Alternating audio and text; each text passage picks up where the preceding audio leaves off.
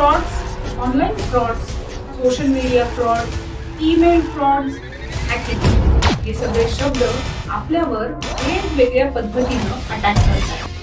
पण या अटॅकसाठी आपण तयार आहोत का? तर अगदीच नाही.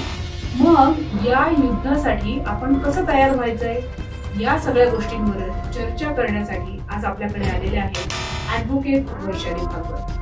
वैशाली भागवत या गेली 25 वर्ष सायबर क्राईम या विषयामध्ये वकिली करतायत. काय म्हणतायत त्या?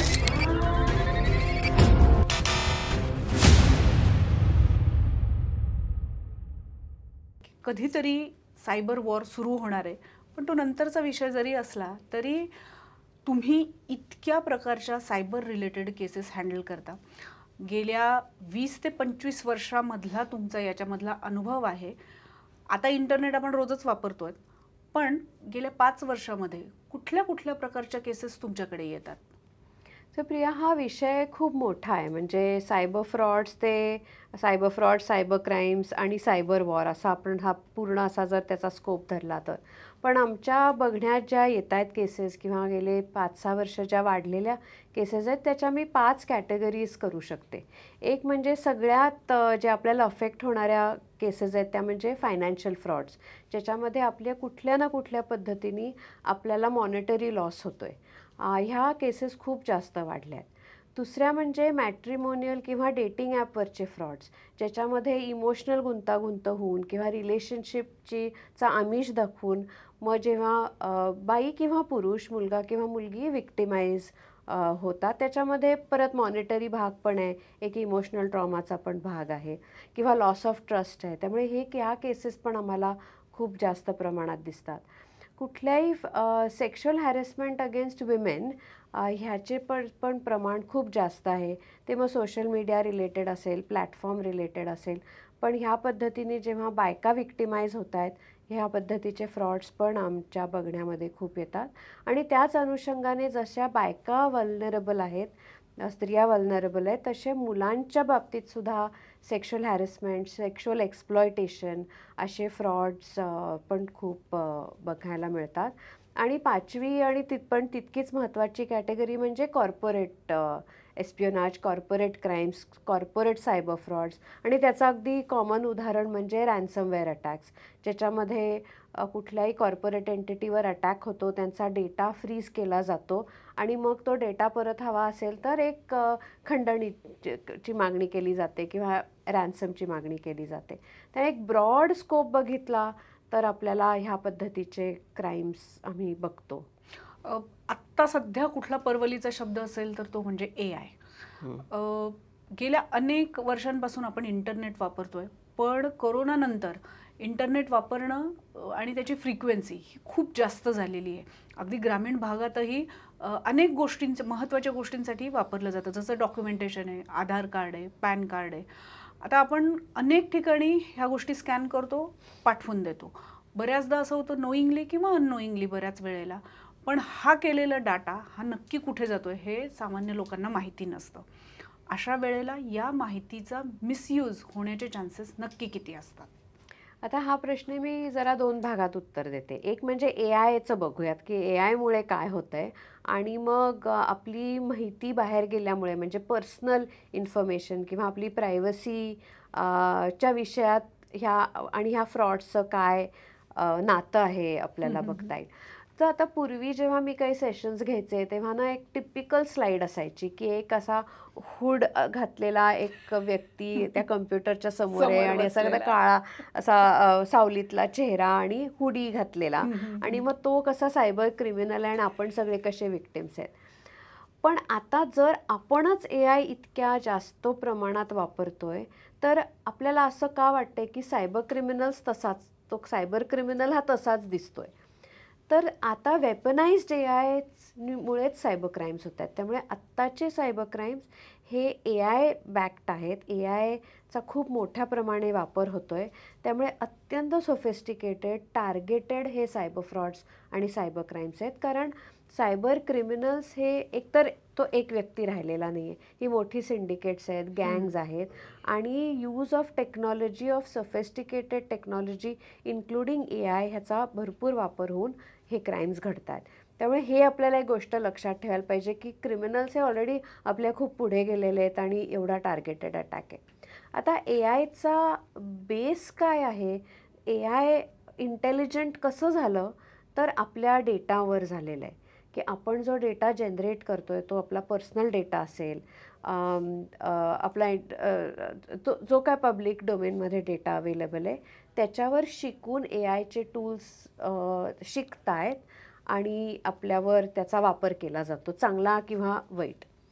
आता त्यामुळे दुसरा आता तुझा कनेक्टेड जो प्रश्न होता की मग आपली माहिती जी सगळीकडे बाहेर आपण देतो त्याचा नक्की कुठे असते आणि त्याचा कसा वापर केला जातो. तर आताचे जे अटॅक्स आहेत हे अत्यंत टार्गेटेड अटॅक्स आहेत. म्हणजे तुझे आणि माझं प्रोफायलिंग बॅकग्राऊंडमध्ये कुठेतरी झालेलं आहे की व्यक्ती कशी आहे, तिचा स्वभाव कसा आहे, ती वल्नरेबल आहे, गलिबल आहे का स्मार्ट आहे, तिला टेक्नॉलॉजी किती कळती आहे, तिच्याकडे किती पैसे आहे, तिचा वयोग्रुप एज ग्रुप काय आहे, ती सिंगल आहे, मॅरिड आहे, डिवोर्स्ड आहे, काय आहे. स्कॅनिंग.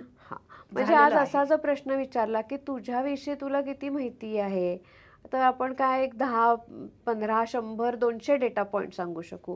पण जर तुम्ही फेसबुकला विचारलं ह्या व्यक्तीविषयी किती माहिती आहे तुम्हाला, तर मिनिमम 5000 डेटा पॉईंट्स फेसबुककडे आहेत जे आपल्यालाही माहिती नाही आहेत. कारण आपलं विसरून गेलो आहे किंवा जे त्याचा ॲनालिटिक्स आहे की असं वागल्यामुळे माझी पर्सनॅलिटी काय आहे जी मलाही माहिती नाही आहे ती ह्या प्लॅटफॉर्म्सना माहिती आहे. आणि हा सगळा डेटा कोलेट करून त्याचा वापर करून टार्गेट करून त्या व्यक्तीला तो विक्टिम बनतो किंवा विक्टिमाइज किंवा attempt to defraud that person हा केला जातो. कारण एवढी सगळी माहिती अवेलेबल आहे. त्यामुळे हा डेटा कुठे असतो तर 1000 ठिकाणी असतो. एक म्हणजे जिथे आपण नोईंगली देतो. म्हणजे आज फेसबुकवर मी माझी माहिती टाकत असेल तर नोईंगली मी फेसबुकच्या हातात माझी माहिती देते. लिंक्डइनवर मी माझी प्रोफाईल क्रिएट करते तेव्हा नोईंगली मी लिंक्डइन ह्या प्लॅटफॉर्मवर माहिती दिलेली आहे. जेव्हा मी हॉटेलमध्ये चेक इन होते आणि माझा ड्रायव्हिंग लायसन्स देते तेव्हा मी नोईंगली माझी पर्सनल इन्फॉर्मेशन त्या हॉटेलच्या सिस्टीममध्ये देते. तिथे तेव्हा कधी ना मला आधार कार्ड पण मागितलं जातं जे गरज नाही आहे. कारण that is not your ID. म्हणजे एक हॉटेलला आधार कार्ड मागायची परवानगी नाही आहे, तरी मी देते. ते मागितलं जातं तरी मी देते. त्यामुळे माझ्या अत्यंत सेन्सिटिव्ह इन्फॉर्मेशन इन्क्लुडिंग बायोमेट्रिकसुद्धा कदाचित त्या ऑर्गनायझेशनकडे जातं. आता बघूयात की कसा त्याचा दुरुपयोग होऊ शकतो. आता एकदा त्या सिस्टीममध्ये गेलं की पुढे त्याचं काय होतं. पहिलं म्हणजे त्या ऑर्गनायझेशनला आता नवीन जो कायदा आला आहे प्रायव्हसीचा त्याला सांगितलं जातं की ज्याच्यासाठी माहिती घेतली आहे त्याच्यासाठी ती तुम्ही वापरली पाहिजे. म्हणजे जर हॉटेलनी माझा ड्रायव्हिंग लायसन्स घेतला तर ती जी पर्सनल इन्फॉर्मेशन आहे ती कशासाठी वापरायची, ओन्ली टू आयडेंटिफाय मी की माझ्याकडे ही गेस्ट चेक इन झालेली आहे. Not to share it with their marketing team, not to share it with any other third party vendor, की not to profile me, not to see की किती वेळा मी ह्या हॉटेलच्या चेनमध्ये मी रेजिस्टर झाली आहे. ह्या सगळ्या गोष्टींसाठी काही मी तो डेटा दिलेला नाही. त्यामुळे ज्या कारणासाठी डेटा घेतला गेला आहे त्याच कारणासाठी तो वापरायचा आहे असं आता आपल्याला कायद्यामध्ये ती तरतूद बनवलेली आहे. पण असं होत नाही आहे. तो डेटा घेतला जातो आणि तो कशासाठी सुद्धा वापरला जातो. दुसरं ह्या प्रायव्हसी किंवा ह्या डेटाचं काय होतं तर आपण बरेच वेळेला न्यूज आयटम्स बघतो की ह्या ऑर्गनायझेशनवर रॅन्समवेअरचा अटॅक झाला किंवा कुठला तरी अटॅक झाला आणि एवढा डेटा लीक झाला, data of millions of customers leak, अशी आपण वाचली आहे न्यूज आयटम. अनेकदा हेडिंग्स असतात. म्हणजे मग तो आपलाच डेटा आहे ना. तो आपलाच डेटा आता पब्लिक डोमेनमध्ये आला जो खरं तर प्रायव्हेट होता, सेन्सिटिव्ह होता. आणि मग हा पब्लिक डोमेनमध्ये आलेला डेटा त्याचं स्कॅनिंग होतं, प्रोफायलिंग होतं आणि मग तुम्हालाच विक्टिम म्हणून टार्गेट केलं जातं. बघताना आता हे मोठ्या स्केलवर असं दिसतंय की अरे म्हणजे आत्ता इथे बसलेलो असतो तरी आजूबाजूला इथे कोणी आपल्याला स्कॅन करतंय का अशा पद्धतीची भीती वाटतेय. पण ह्या सगळ्या विविध पद्धतीनं आपण माहिती देतो मग आपण याचे विक्टिम्सच आहोत का? म्हणजे काहीतरी होणार, मग आपल्याला कळेल की आपण विक्टिम आहोत. आत्ता आपल्याला माहिती नाही की आपण विक्टिम आहोत म्हणून. तर अशी काही परिस्थिती आहे का? किंवा या फ्रॉड्समध्ये जे विक्टिम होतात ते मुळात विक्टिम तयार कसे होतात? तर आपण ना सगळेच एक पोटेन्शियल टार्गेट आहोत, आपण असं धरूयात. Each and every person is a potential target, की कधी ना कधीतरी आपल्यावर हा अटॅक होणारच आहे आणि तो सतत होतच असतो. म्हणजे तुम्ही नुसतं तुमचे ईमेलचे इनबॉक्स बघा किंवा स्पॅम ईमेल्स बघा, त्याच्यात तुम्हाला रोज काही ना काहीतरी तुम्हाला टार्गेट करणारी एक ईमेल आलेली असते, की हे उघडा, ह्याच्यावर ह्या लिंकवर क्लिक करा, ही इन्फॉर्मेशन भरा, हा फॉर्म भरा. So each one of us now is a potential target. आता आपण त्याला रिॲक्ट कसं करतो हे महत्त्वाचं आहे. म्हणजे आपण विक्टिम बनणार आहोत का नाही हे शेवटी आपल्या हातात आहे. त्यामुळे त्या लेवलचा अवेअरनेस असणं, अलर्टनेस असणं महत्त्वाचं आहे. त्याच्यात 2 पद्धतीने मी हे सांगू इच्छिते. एक म्हणजे अवेअरनेस, की आपण डिजिटल माध्यम कसं वापरतो आहे, किती अलर्टनेसनी आणि अवेअरनेसनी आपण हे माध्यम वापरतो. आता बरेच वेळेला एस्पेशली थोडं मोठ्या एज ग्रुपमध्ये एक भीती असते, की मला हे माध्यम नीट माहितीच नाही आहे किंवा मला हे माध्यम नीट कळलेलंच नाही आहे. त्यामुळे खूप भिवून ते माध्यम वापरलं जातं, की मी हे करू का नको, मी असं केलं तर काय होईल. आणि बरेच वेळेला काय केल्याने काय घडतंय ह्याचा कॉन्सिक्वेन्सेसची ॲब्सोल्युटली माहिती नसते. सो तिथे कुठेतरी एक थोडा जनरल अवेअरनेस वाढवणं आणि आपलं आपण हे पण महत्त्वाचं बघतोय आहे. की आता बऱ्याचशा शहरांमध्ये हाच एज ग्रुप आहे जो बऱ्यापैकी डेली रुटीन हँडल्स करतायत. म्हणजे तुमचं पालिकेत जाऊन अगदी आयकर भरणं असेल किंवा लाईट बिल भरणं असेल, ह्या छोट्या छोट्या गोष्टी ज्या आहेत हे तसं बऱ्यापैकी सिनियर सिटीजन किंवा थोडेसे वरच्या वयोगटातली लोक करतायत. तिथे त्याचं पाहिलं तर अवेअरनेस जास्त असायला हवा. सो मी अगदी सोप्या पद्धतीने सांगायचं तर 2 गोष्टींवर लक्ष द्यायला पाहिजे. प्रायव्हसी आणि सिक्युरिटी. सिक्युरिटी जेव्हा आपण म्हणतो तेव्हा आपण एखादं डिजिटल डिव्हाइस जर वापरतोय तर ते किती सिक्युअर आहे हे बघायला पाहिजे. मग ते पासवर्ड प्रोटेक्टेड आहे का, आपलं फिंगरप्रिंट प्रोटेक्टेड आहे का, आपण कुठला पासवर्ड वापरला आहे किंवा ॲक्सेस कोड कसा असणार आहे, तो आपण इतरांशी शेअर करत नाही ना, त्याच्याकडे काळजी घेतली पाहिजे. किंवा आपला एकच पासवर्ड जर 10 ठिकाणी असेल, सपोज माझ्याकडे 4 ईमेल आय डीज आहेत आणि माझं तर एकच पासवर्ड आहे, तर एक माझा ईमेल आय डी जर कॉम्प्रोमाइज झाला तर याचा अर्थ माझे सगळे होणार आहेत. त्यामुळे हा एक अवेअरनेस आपल्यात आहे का, आणि नसेल तर तो आणायला पाहिजे, की आपण हे माध्यम किती सिक्युअरली वापरतो. जसं आपण फिजिकली काय लॉक लावतो किंवा पर्सचं फ्लॅप बंद करतो, हे जे आपल्याला फिजिकल माध्यमातनं म्हणजे फॉर इयर्स टुगेदर आपण शिकलो आहे की ते सिक्युअर करायचं, तीच सिक्युरिटी आपल्याला ऑनलाईन सिक्युरिटीच्या बाबतीत तो अवेअरनेस यायला पाहिजे. There is no choice to it now. आणि त्याच्यासाठी जर थोडा खर्च करायला लागला तर तो करायचा. म्हणजे आपण जर 25,000चा मोबाईल घेत असू आणि त्याच्यामध्ये 1,000चा अँटीव्हायरस घालायला लागत असेल तर त्या 1,000साठीच मग त्याच्यापेक्षा तुम्ही 18,000चा मोबाईल घेऊन 1,000चा अँटीव्हायरस घाला. सो त्याच्यावर आणखीन खर्च करायचा नसेल तर तुमचं डिव्हाइसची ती हे खाली आणा. पण that you have to do. So ते जे बेसिक काही टूल्स आहेत फॉर सिक्युरिटी, आणि ह्याची खूप माहिती ऑनलाईन अवेलेबल आहे. म्हणजे आपल्याकडे आज एवढा वेळ नाही सेफ्टीवर बोलण्यासाठी, पण काय करायला पाहिजे असे खूप इन्स्टन्सेस. आणि मी सगळ्यांना असं सांगते की प्रत्येकाने स्वतःची चेकलिस्ट बनवा, की ही माझी सिक्युरिटीची चेकलिस्ट आहे, की मी हे बेअर मिनिमम मी एवढं करेनच. दुसरं म्हणजे प्रायव्हसी, हे सिक्युरिटीचा आणि सेफ्टीचा भाग झाला. दुसरं म्हणजे प्रायव्हसी. तर आपण आपल्या पर्सनल इन्फॉर्मेशनविषयी किती अवेअर आहोत आणि किती त्याला महत्त्व देतो आहे आणि किती फ्रीली शेअर करायला पाहिजे. म्हणजे आता तुम्ही एखाद्या हॉटेलमध्ये जेव्हा जाता आणि तेव्हा तिथे दारातलाच माणूस तुम्हाला विचारतो नाव आणि नंबर, तर कशाला लागतं? मला तर येऊन बसायचं आहे, जेवायचं आणि जायचं आहे, तर माझा फोन नंबर का लागतो हॉटेलला?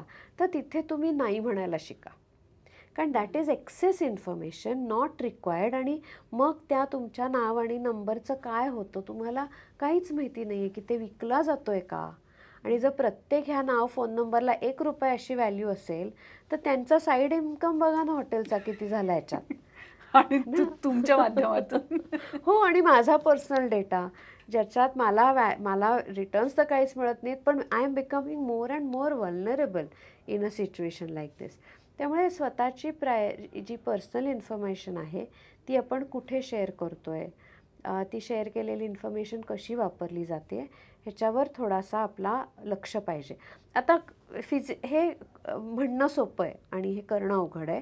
म्हणून मग कायद्याने काय केलं, आपल्यावर काही बर्डन टाकलंच नाही. जी लोकं ही इन्फॉर्मेशन कलेक्ट करतायत त्यांच्यावर हे बर्डन टाकलं आहे की तुम्ही घेतलेली इन्फॉर्मेशन जर ज्या कारणासाठी घेताय त्याच कारणासाठी तुम्ही वापरली पाहिजे. त्याच्या व्यतिरिक्त जर तुम्ही ही इन्फॉर्मेशन वापरली तर आम्ही तुम्हाला पिनलाइज करू. 200 कोटीपर्यंत फाईन्स त्या कायद्यामध्ये लिहिलेल्या आहेत. तो कायदा भारतात आला, तो आता इम्प्लिमेंट व्हायला लागेल. So all entities getting in, म्हणजे उबर असेल, आपल्या बँक्स आहेत, हॉस्पिटॅलिटी इंडस्ट्री आहे, हॉस्पिटल्स आहेत, ह्या सगळ्यांवर आता हा आळा बसला की ही जी इन्फॉर्मेशन तुमच्याकडे आहे ती तुम्ही ज्याच्यासाठी घेतली आहे त्याच्यासाठी वापरायला पाहिजे आणि प्रोटेक्ट केली पाहिजे, इन्क्रिप्टेड पाहिजे, etcetera. So at some point of time आपल्याला दिसेल की कदाचित हा क्राईम रेट खाली पण येईल, कारण दोन्ही बाजूनी अवेअरनेस वाढेल. पण याच्यात एक विषय आहे की म्हणजे जर मी विक्टिम असेल तर मला हे कळणार कसं की ही इन्फॉर्मेशन इथनं लीक झालेली आहे?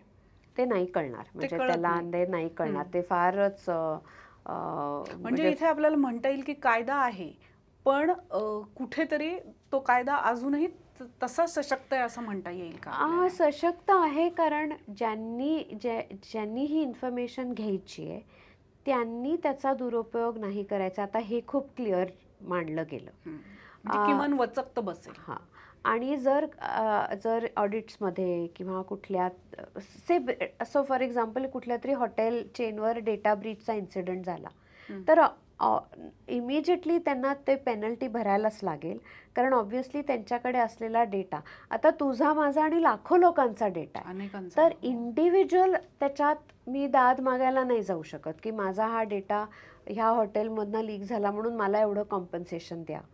पण त्या ऑर्गनायझेशनवर त्या कायद्यानेच ते बंधन घातले की असं जर झालं तर you will not only be penalized, पण तुमच्या सगळ्या सिस्टीम्स परत त्या सगळ्या नीट व्हायला पाहिजेत, ह्याची सुद्धा ऑब्लिगेशन किंवा जबाबदारी त्या ऑर्गनायझेशनवर असेल. आपण सायबर क्राईम तसं पाहिलं तर दोन याच्यामध्ये आपल्याला टेंटेटिव्ह विभागता येईल. एक म्हणजे इमोशनल डॅमेज आणि दुसरं म्हणजे फायनान्शियल डॅमेज. आता हे दोन्हीही डॅमेजेस रोखणं शक्य आहे का, हा एक भाग. आणि जर ते रोखायचं असेल तर जसं तुम्ही सांगितलं की पासवर्ड प्रोटेक्टेड आणि ह्या गोष्टी ठेवणं, वेगवेगळे पासवर्ड्स तयार करणं, त्याचं कॉम्बिनेशन्स त्या पद्धतीनं वापरणं, पण हे सगळं आपल्याला इमोशनल डॅमेजेसमध्ये नाही करता येत. तर मुळात तर सायबरमधनं इमोशनल डॅमेज होऊ शकतो का, कशा पद्धतीनं होऊ शकतो, आणि गेली अनेक वर्ष तुम्ही प्रॅक्टिस करता आहात, तर what you think, financial damage जास्त असतात की इमोशनल डॅमेजेस जास्त असतात? खूप छान प्रश्न आहे खरं तुझा हा. आपण आधी फायनान्शियल डॅमेजचं बघूयात आणि मग त्याच्यामध्ये तो इमोशन कशी येते त्याचा एक थोडासा अंदाज देते. आता सध्या जे आपण खूप ऐकतो आणि एवढं ऐकून सुद्धा ह्या केसेस होत राहतात, हे फार महत्त्वाचं आहे की आता डिजिटल अरेस्टविषयी आपण किती दिवस ऐकतोय. म्हणजे आता तुम्ही एखादा लँडलाईनवर फोन केला तर BSNLचा ते सुरुवातीचे ती इन्फॉर्मेशन पण दिली जाते की असा डिजिटल, तरीसुद्धा अजून आमच्याकडे ह्या डिजिटल अरेस्टच्या केसेस येतात. तर हे नक्की काय आहे, तर एखादा फोन येतो, सांगितलं जातं की मी कुरिअर कंपनीकडनं बोलतो आहे आणि तुमचं असं पार्सल आलं आहे आमच्याकडे आणि त्या पार्सलमध्ये 2 पासपोर्ट्स मिळालेत आम्हाला. तर तुम्हाला आमच्याशी जर बोलायचं असेल किंवा कॉन्टॅक्ट करायचं असेल तर ह्या नंबर हा नंबर डायल करा किंवा ह्या नंबरवर प्रेस करा. आणि ह्यांनी अशी सुरुवात होते. तर ह्याच्यातला एक बेसिक अंडरलाईंग मुद्दा काय आहे, तर फिअर, की पहिलं तुमच्यात भीती घालायची की अरे बापरे, माझ्या नावाने पार्सल आलं आहे आणि त्याच्यात काय पासपोर्ट्स आहेत 2 लोकांचे, किंवा काहीतरी रक्ताचे कपडे सापडलेत, किंवा कुठले तरी असे गुड्स सापडलेत जे बँड आहेत. म्हणजे आपल्याला पहिली भीती वाटते. मग आपले रिॲक्शन काय होते, बरं मला खरंच मला हे रिझॉल्व्ह करायचं तर मी कोणाशी बोलू? मग आमच्या कस्टमर केअरशी बोला. मग दुसरा नंबर दिला जातो. मग मी त्या कस्टमर केअरशी बोलते. मग तो म्हणतो, नाही मॅडम तुम्हाला तर इथे यायला पाहिजे, हे खूप सिरियस आहे. मग कुठे आहे तर ते लांब आहे काहीतरी, मी पुण्यात राहते तर आणखीन कुठल्या तरी लांबच्या सिटीमध्ये आहे. मग आपली रिॲक्शन बघून तो माणूस म्हणतो, बरं नाही तर एक चॉईस आहे, तुम्हाला एवढं ट्रॅव्हल नसेल करायचं तर ते पोलीस स्टेशनचा नंबर मी देतो किंवा मी तुम्हाला लावून देतो लिंक, तुम्ही त्यांच्याशी आत्ताच बोलू शकता. आपण काय म्हणतो, अरे मला चंदीगडला जाण्यापेक्षा जर माझं फोनवर काम होत असेल तर बरं आहे ना. म्हणून मग मी त्या व्यक्तीशी, so there is a link आणि there is somewhat a logical link की जे आपल्याला एंगेज ठेवतात. त्याच्यात फिअर आहे, त्याच्यात अर्जन्सी आहे. म्हणजे मग तुम्ही आत्ता नाही ना केलं तर मग अटक होईल, तुम्हाला आत्ता नाही ना केलं तर असं काहीतरी कॉन्सिक्वेन्सेस होतील. त्यामुळे एक फिअर आहे, एक अर्जन्सी आहे आणि मग ते विक्टिम्स त्याच्यामध्ये गुंतत राहतात. माझ्याकडे अशा बऱ्याचशा केसेस आहेत की दिवसभर हा कॉल चालला आहे, मग तो रात्री पण कॉल चालला आहे. म्हणजे माझ्याकडे एक महिला आल्या होत्या, त्या म्हणल्या की शेवटी मला झोप लागली, ते फोन चालू असताना मला झोप लागली आणि मी उठले तर माझा फोन डिस्चार्ज झालेला होता. फोन मग मी परत चार्जिंगला लावला तर चार्ज झाल्याबरोबर त्या व्यक्तीचा मला परत फोन आला. आणि ह्या सगळ्या कालावधीमध्ये त्यांनी बँकेत जाऊन त्यांच्या FDs मोडून, म्युच्युअल फंड्स मोडून ऑलमोस्ट 1.5 कोटी रुपये ट्रान्सफर केले होते. सो ही रियालिटी आहे. म्हणजे मला बरेच वेळा माझी सुरुवातीला अनफॉर्च्युनेटली माझी पण रिॲक्शन अशी व्हायची की असं इतकं मूर्ख कोण असतं, एवढे पैसे कोण देतं, तुम्हाला एवढं कळत नव्हतं का? पण then I realize you are also engaging in victim blaming. Those victims are real, their pain is real.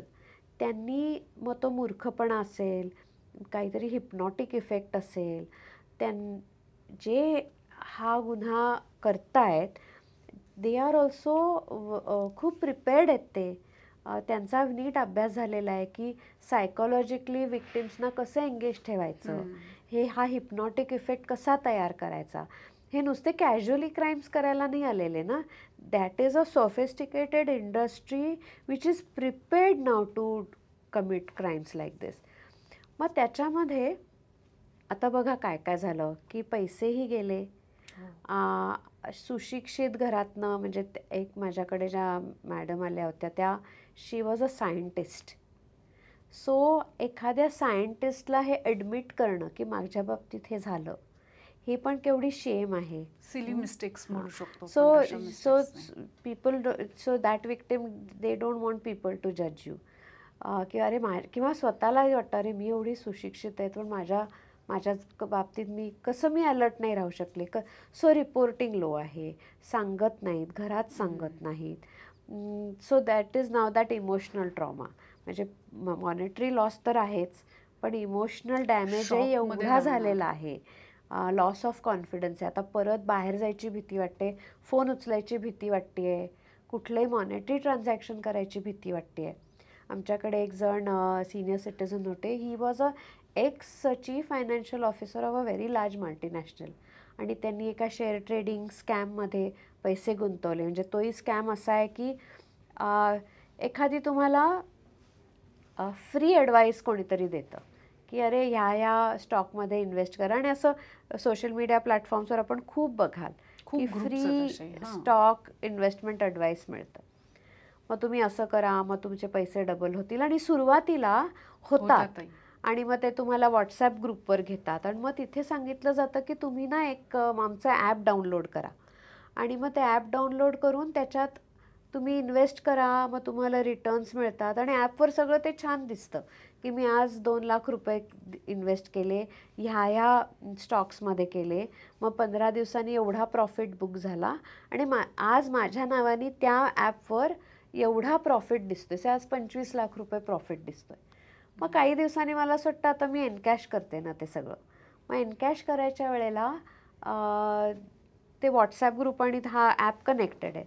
ते एनकॅश करायच्या वेळेला उडवाउडवीची उत्तरं दिली जातात. मग एनकॅश करायला आणखीन पैसे मागितले जातात. And at some point of time the victim realizes की हे असं चक्रव्यूह आहे, आपण आणखीन अडकतच चाललो आहे ह्याच्यात. त्यांनी त्यांची पूर्ण जी काय सेविंग असेल 1.5-2 कोटीचं सेविंग ह्या स्कॅममध्ये त्यांचे इरोड झालं होतं. सगळे अडकलेले होते पैसे. दिसायला दिसत होतं एवढा प्रॉफिट झाला आहे. मग आम्ही जेव्हा ते सगळं इन्व्हेस्टिगेट केलं, मी त्यांना म्हटलं मला तो ॲप बघू दे, तुमचे स्टेटमेंट ऑफ अकाउंट्स बघू देत. तेव्हा असं लक्षात आलं की हे सगळे पैसे वेगवेगळ्या लोकांच्या अकाउंट्समध्ये ह्यांनी over a period of 1 or 2 years transfer केलेले होते पैसे. आता त्यांना जेव्हा मी विचारलं की तुम्ही तर CFO आहात, तुम्हाला माहिती आहे की शेअर ट्रेडिंग शेअर्स विषयीचा ॲडवाईससुद्धा सेबी रेग्युलेटेड एंटिटीजच देऊ शकतात. मग तुम्ही सुद्धा कसा, म्हणजे हे मी नाही म्हणलं त्यांना, पण माझ्या मनात आलेले प्रश्न आहेत, कारण हे विक्टिम ब्लेमिंगच आहे की तुम्ही फ्री ॲडवाईस घेतला, तुम्ही एखादे अनरेजिस्टर्ड ॲप डाउनलोड केला जो सेबी मॉनिटर्ड नाही आहे, तुम्ही ह्या फ्री ॲडवाईसवर तुम्ही तुमचे स्वतःचे एवढे हार्ड अर्न मनी गुंतवले आणि मग तुम्हाला तो जो प्रॉफिट जो दिसतोय पण मिळाला नाही आणि आता तुम्हाला पैसेही गेलेत. There is so much of shame आणि आता मुलांना पण फेस करता येत नाही आहे.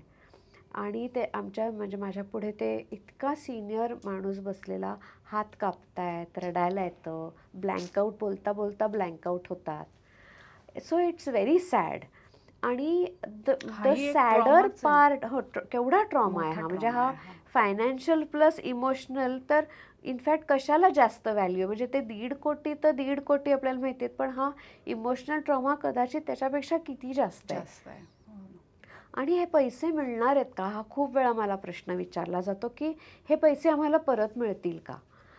तर त्याचं नाही आहे उत्तर माझ्याकडे, पोलिसांकडे, ज्युडिशरीकडे. कारण जर हे पैसे वेगवेगळ्या अकाउंट्समधनं पुढे पुढे जात जर विड्रॉ झालेले असतील किंवा देशाच्या बाहेर गेलेले असतील तर हे पैसे परत मिळणं खूप अवघड आहे.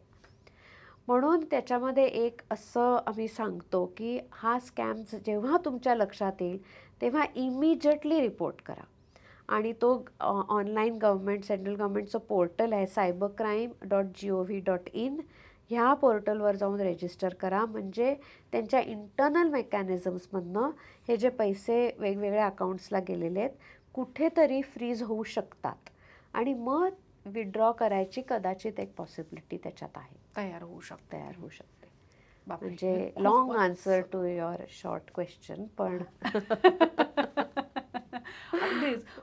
मी खरं तर म्हणजे हा मी एकच आत्ता मुद्दा घेतलाय फायनान्शियल फ्रॉडचा. म्हणजे जिथे डेटिंग ॲप्सवर फ्रॉड्स होतात किंवा सॉरी मी तुला कट केलं, पण जर डेटिंग ॲप्सवर किंवा मॅट्रिमोनियल साईट्सवर फ्रॉड जे होतात किंवा सिनियर सिटिझन्स जे डेटिंग ॲप्सवर आहेत आणि मग तेव्हा त्यांची फसवणूक होते, तेव्हा सुद्धा ते कुणाला सांगू शकत नाहीत कारण ते डेटिंग ॲपवर आहेत हेच कुणाला आधी माहिती नाही आहे. And which is a reality. म्हणजे माझे काही मित्रमैत्रिणी आहेत ज्यांच्या पेरेंट्सच्या बाबतीत हे झालेलं आहे आणि त्यांना सुद्धा मला सांगताना एवढी लाज वाटत होती की मग असे माझे वडील गेले कुठेतरी कुणाला तरी भेटायला गेले आणि मग कसं त्यांची फसवणूक झाली आणि मग त्यांना आता कसे एक्स्टॉर्शनचे कॉल्स येतात. म्हणजे त्याच्याही रियालिटी आहे ही. म्हणजे एकदा विक्टिम होऊन संपत नाही तर अनेक वेळा विक्टिम बनवलं जातं. म्हणजे एक अगदी स्पेसिफिक केस मी सांगते तुला की एक माझ्याकडे माझ्या ओळखीचाच आला होता. आई म्हणजे मित्र आणि त्याची बायको होते, दोघं बसले होते, खूप वरीड होते आणि त्यांनी मला असं सांगितलं की आमचा मुलगा जिथे नोकरी करत होता त्याचा बॉसही यांचा ओळखीचाच होता. त्याला त्यांनी 50,000 रुपये मागितले की खूप अर्जंटली मला हवेत. आणि तेव्हा हा काय फ्रॉड झाला आहे त्यांच्या लक्षात आलं. कारण त्याच्या बॉसनी ह्याला फोन केला, अरे तुझा मुलगा मला 50,000 रुपये मागतोय, सगळं ठीक आहे ना. म्हणून मग ही सगळी चौकशी तयार झाली. मग तो म्हणला की माझा मुलगा एका डेटिंग साईटवर होता आणि त्या डेटिंग साईटवरनं असं ठरलं की 1 दिवसाभरासाठी त्या एका मुलीला तो भेटणार आहे आणि त्याच्यासाठी काहीतरी एक फी होती 2,500 रुपये. त्यांनी ती फी भरली आणि जेव्हा तो दिवस जवळ आला तेव्हा ह्याला भीती वाटायला लागली की ही कोण मुलगी असेल, मी अधिक असं कधीच केलेलं नाही आहे, तर आता मला नाही करायचं आहे. म्हणून मग त्या ॲपवर जाऊन तो म्हणतो मला माझे 2,500 रुपये परत द्या, मला नाही भेटायचे तिला. मग ते म्हणतात नाही असं नाही तुम्हाला रिफंड लगेच मिळणार, तुम्हाला एक प्रोसेस फॉलो करायला लागेल. मग तुम्हाला हा 2,500चा रिफंड हवा आहे ना, तर तुम्ही एक 5,000 रुपये आम्हाला डिपॉझिट द्यायला लागेल आणि मग ते आमच्या कुठनं तरी अप्रूव्ह होऊन येतं, मग आम्ही तुम्हाला 7,500 रुपये परत करू. असं करत करत त्यांनी स्वतःकडे जे होते ते 12-13,000 रुपये भरलेच आणि नंतर जे 50,000ची मागणी झाली तेव्हा तो त्याच्या बॉसकडे उधार मागायला गेला. आणि त्याला उलटी धमकी ती लोक अशी देत होती की हे जर तू भरले नाहीस पैसे तर तू ह्या मुलीला भेटणार होतास आणि हे मागणी तू आमच्याकडे केलीस ह्याच्याविषयी आम्ही तुझ्याच अगेन सायबर क्राईम सेलमध्ये तक्रार करू. म्हणजे तो किती घाबरला होता सगळीकडनंच. आणि आई वडील असे घाबरले होते की असं कसा आमचा मुलगा निघाला, असा कसा तो डेटिंग साईटवर त्यांनी रजिस्टर केलं. तर मी त्यांना म्हणलं अरे ही रियालिटी आहे की मुलं तुमची डेटिंग साईटवर असणार आहेत आणि हे तुम्ही जेवढं लवकर ॲक्सेप्ट कराल आणि जेवढं लवकर तुम्ही त्यांच्याशी हे फ्रीली कॉन्व्हर्सेशन कराल तेव्हा हे असे कदाचित गुन्हे घडणार नाही. त्यामुळे हा परत this such a mix of म्हणजे फायनान्शियल ॲज वेल ॲज इमोशनल ट्रॉमा. आणि ह्याच्यामध्ये सायकोलॉजिकली एवढे ट्रॉमे जर बसत असतील तर बापरे, पुढच्या आयुष्यावर त्याचा खूप धीरगंभीर परिणाम होऊ शकते. ह्यामध्ये बऱ्याचदा आपल्याला असं सांगितलं जातं की सायबर क्राईम रजिस्टर करा, जसं तुम्ही आत्ता सांगितलं. बऱ्याच वेळेला होतातही हे रजिस्टर, पण हे सॉल्व्ह होण्याचं प्रमाण किती आहे? ओके, सो डायरेक्ट आकडेवारी देण्यापेक्षा मी असं सांगेन की first step is to report. म्हणजे रिपोर्ट जर तुम्ही केला नाही तर काहीच होणार नाही आहे. म्हणजे तुम्हाला कुठलाच रिलीफ मिळणार नाही, तुम्हाला पैसे परत मिळणार नाही आहेत, तुम्हाला पुढे आणखीन त्रास होणार असेल तर तोही थांबणार नाही आहे. त्यामुळे रिपोर्टिंग इज अ मस्ट. त्याच्यामध्ये कुठली शेम, कुठलाही कमीपणा बाळगायची काही कारण नाही. आणि ऑल्सो वन मोर थिंग, जे जनरली आपल्याला we don't trust our systems. म्हणजे ऑनेस्टली ना we don't trust the government machinery, ही रियालिटी आहे. म्हणजे ना पोलिसांवर विश्वास आहे, ना वकिलांवर विश्वास आहे, ना ज्युडिशरीवर विश्वास आहे. त्यामुळेच लोक काय म्हणतात जाऊ देत, मला त्यात पडायचंच नाही आहे, मला पोलीस स्टेशनलाही जायचं नाही, मला वकिलाच्याच घरात दारात कोर्टाची पायरी चढून नये. पण that doesn't really help you. So I agree to a very large extent की these systems are not easy to navigate. पण जेवढं तुम्ही रिपोर्ट कराल तेवढं तुम्हाला कदाचित त्या सिस्टीम्सही नीट काम करायला लागतील की जेवढं you force them to work, right. म्हणून तुम्हाला रिपोर्ट करणं तर that is the first step. आणि गव्हर्नमेंटनीच खूप चांगली सुविधा केली आहे की तुम्हाला पोलीस स्टेशनला जायची गरज नाही, तुम्ही ऑनलाईन रिपोर्ट करा. The police station will reach out to you की आमच्याकडे तुमची केस ऑनलाईन रिपोर्ट केलेली आलेली आहे, मग आता तुम्ही आम्हाला येऊन भेटा आणि तुम्ही स्टेटमेंट द्या. त्याच्यात दुसरी एक गोष्ट अगदी लक्षात ठेवायला पाहिजे, जी महिलांच्या विरुद्ध महिलांना जेव्हा महिला विक्टिम्स असतात किंवा क्राईम्स अगेन्स्ट विमेन, मॅन्डेट आहे सगळ्या पोलीस स्टेशन्सना की FIR ही रजिस्टर व्हायलाच पाहिजे. ओके. त्यामुळे तो आता खूप खूप मोठा आपल्याला रिलीफ आहे की जर तुम्ही पोलीस स्टेशनला गेलात तर नो क्वेश्चन्स आस्क्ड, तुम्ही ऑफकोर्स प्रायमा फेसी एव्हिडन्स दाखवायला पाहिजे की हे घडलं आहे, त्यामुळे तुम्हाला तो रिपोर्ट होणार आहे. त्यामुळे reporting is first. Second is cooperating with the system. म्हणजे आज पोलिसांनी जेव्हा स्टेटमेंटला बोलवतील तेव्हा जाणं, खरी स्टेटमेंट देणं, काही न लपवता सगळी जे काय खरी वस्तुस्थिती झाली ती पोलिसांना सांगणं. So cooperation from the victim is also equally important. आणि मग जेव्हा ती चार्जशीट होते आणि मग कोर्टामध्ये इन्व्हेस्टिगेशन, त्याला वेळ लागतो नो डाऊट. म्हणजे त्याच्यात मला कुठे त्याचा डायल्यूट करायचा नाही आहे, तो जो होणारा त्रास आहे त्याला वेळ लागतो, नक्कीच लागतो. फायनान्शियल फ्रॉड्समध्ये आपण असं बघूयात की जेव्हा आपण रिपोर्टिंग करतो तेव्हा ती जी इंटरनल मेकॅनिझम आहे, काय आहे ती internal mechanism, all the police stations have आणि centrally they can intimate the banks to stop any transaction in that account. म्हणजे असं झालं की मी फ्रॉडची विक्टिम आहे आणि मी माझे पैसे तुझ्या अकाउंटला ट्रान्सफर केलेत आणि मी जर त्या सायबर क्राईमच्या पोर्टलवर जाऊन असं लिहिलं की माझे पैसे मी ह्या अकाउंटमधनं तुझ्या अकाउंटला ट्रान्सफर, तुझं अकाउंट इमिजिएट डेबिट फ्रीज होतो. आणि मग जर त्याच्यातमध्ये मी काय 40 लाख रुपये दिले असतील आणि डेबिट फ्रीजच्या वेळेला त्याच्यात 20 लाख असतील तर मला 20 लाखाची रिटर्नची ऑर्डर कोर्टाकडनं घेता येते. त्यामुळे कदाचित सगळ्या केसेस फायनल रिझल्टपर्यंत पोचत पण नाहीत. आधेमध्येच हा रिलीफ मिळून जाऊ शकतो. आणि I said trust the system. Rate खूप कमी आहे, ऑनेस्टली रेट ऑफ कन्व्हिक्शन खूप कमी आहे. पण that should not deter you from filing a case. आणि दुसरी एक गोष्ट आहे की आपण आत्ता कुठे तयार होतोय या सगळ्या याच्यातनं. एक फ्रॉडवर आपण नीटनेटकं काम केलं की दुसरा नवीन फ्रॉड जन्माला येतो. हे सगळं आत्ता आपण बोलतोय हे आपल्या देशाच्या अंतर्गत गोष्टींबद्दल बोलतोय. पण ज्या पद्धतीनं कोरोना आला, ज्या पद्धतीनं आता वॉर वेगवेगळ्या पद्धतीनं आणि नवीन नवीन इक्विपमेंट इथे तयार होताना दिसत आहेत, तिथे देशाच्या बाहेर किंवा देशादेशांमध्ये सायबर वॉर होण्याची शक्यता आहे का? असेल तर ते कुठल्या फॉर्मॅटमध्ये असेल? तर सायबर वॉर म्हणजे काय आता आपण, आणि होण्यापेक्षा ऑलरेडी झालाय का हा प्रश्न पाहिजे. की होणार आहे, होतो आहेच, होणार आहेच, पण ऑलरेडी झालाय म्हणजे असे आपल्याकडे documented. So okay, cyber war म्हणजे काय, तर एक त्याचं सोपं डेफिनेशन असं असू शकेल की attack on a country's national security, integrity, sovereignty. मग कशा पद्धतीने हा अटॅक होऊ शकतो, तर एक क्लासिक एक्झाम्पल आहे की एखाद्या देशाचं जर क्रिटिकल इन्फ्रास्ट्रक्चर असेल, म्हणजे लेट्स से इलेक्ट्रिसिटी ग्रीड.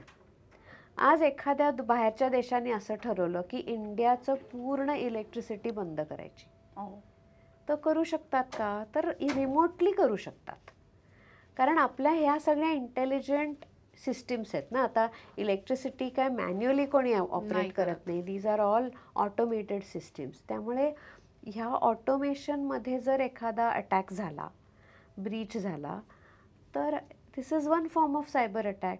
सगळ्या बँकिंग सिस्टीम्स डाऊन झाल्या, आज असं झालं आपण बाहेर पडलो आणि एक पण ATM चालू नाही आहे. Isn't that a cyber war? की आज तुम्ही एखाद्याची क्रिटिकल इन्फ्रास्ट्रक्चर डॅमेज जर करू शकलात रिमोटली, तुम्हाला अटॅक करायची, तुम्हाला सोल्जर्स घेऊन यायची विमानं पाठवायची गरजच नाही आहे, तुम्ही रिमोटली ह्या पद्धतीचा अटॅक घडवून आणू शकाल. एस्टोनियावर हा अटॅक झालेला आहे आणि इनफॅक्ट त्याचा आउटकम असा झाला की सायबर क्राईम इन्व्हेस्टिगेशन आणि सायबर वॉर मॅन्युअल एस्टोनियामध्ये त्याच्यानंतर तयार झालं. So this is a reality. मी एक खूप छोटं उदाहरण दिलं आहे की सायबर वॉर कसा असू शकतो. ह्याच्यात खूप कॉम्प्लेक्स गोष्टी, आता AIचा एवढा मोठा त्याच्यामध्ये वापर आहे. कधी कधी एक systematic erosion of may be ideologies is also a war.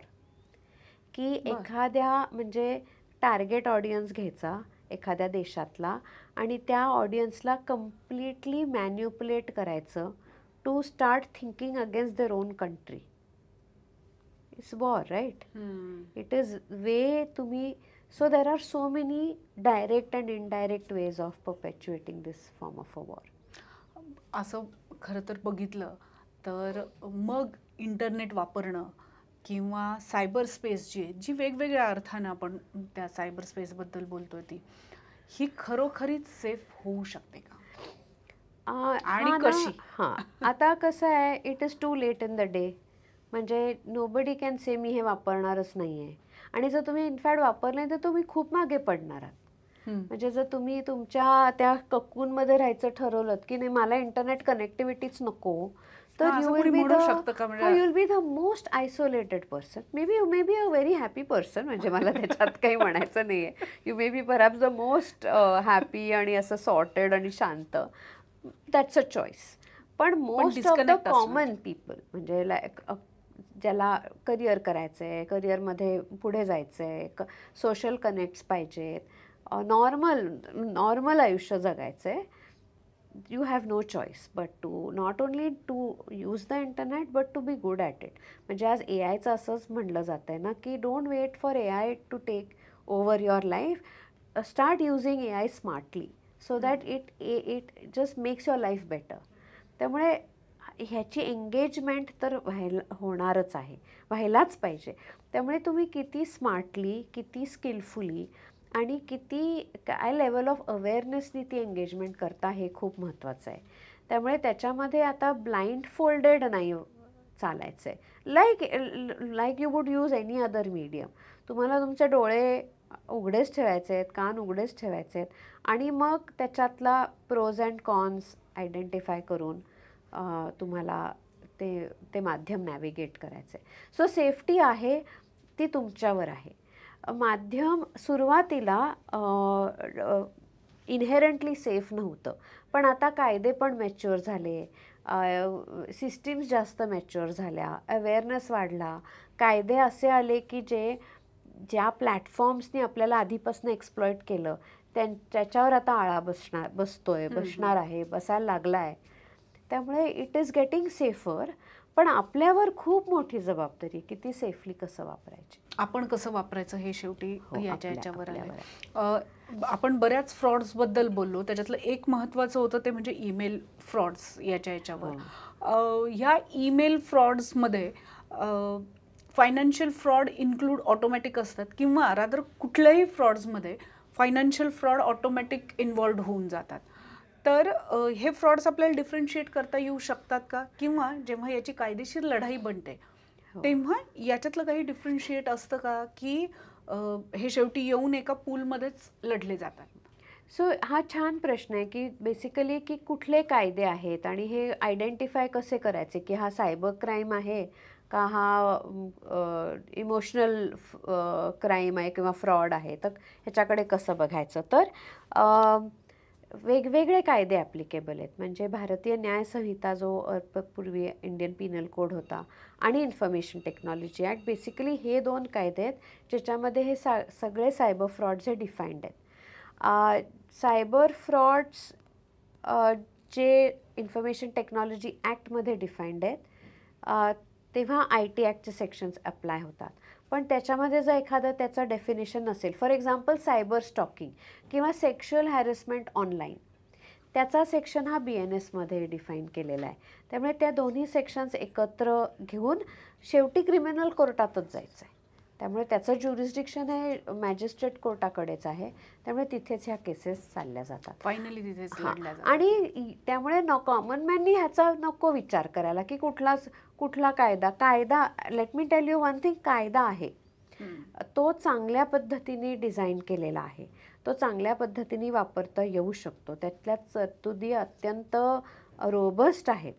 आणि मग जरी ह्या वेगवेगळ्या पद्धतीचे क्राईम झालेले असतील, फायनान्शियल फ्रॉड आहे, इमोशनल किंवा चीटिंग आहे, सेक्शुअल हॅरेसमेंट आहे, हे सगळे सेक्शन्स एकत्र येऊन ती मग केस उभी राहू शकते. थोडक्यात या सगळ्याचा सार जर आपल्याला काढायचा असेल तर स्पेस जी आहे, सायबर स्पेस जी आहे ती सिक्युअर होऊ शकते, सेफही होऊ शकते.